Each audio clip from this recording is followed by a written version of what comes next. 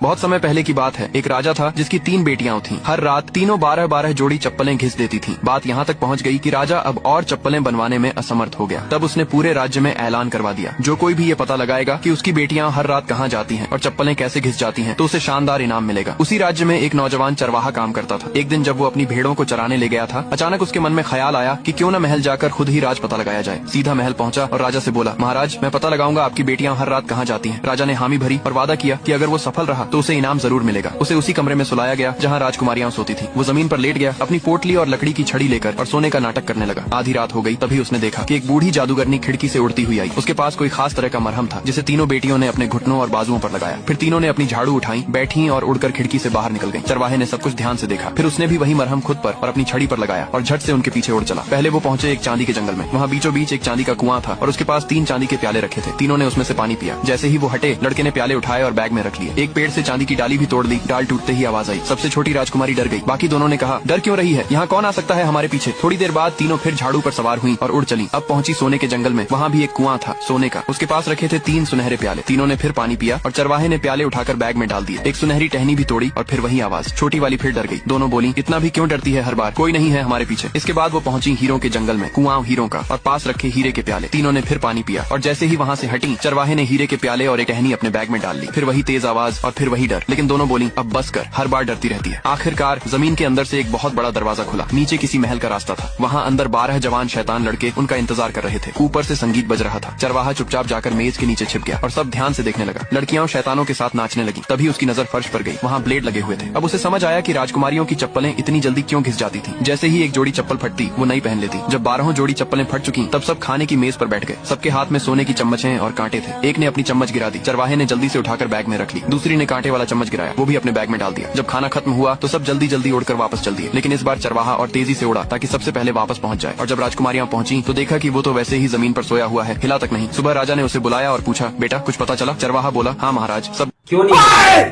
अलग पंडित एग्जाम बगल में आ जी गया, को नमस्ते कुछ करना है सर। पूरी तो देखने अगर दे रहे हो ऐसा यार। है, तो क्यों नहीं हो रही?